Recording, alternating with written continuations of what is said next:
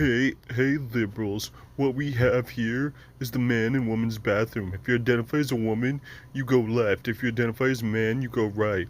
I know a lot of you like to identify as somebody you're not, but as common sense folk here and live in reality, and I got no problem helping out the needy. Like, that didn't go like the way you thought it did because you actually argued the exact opposite.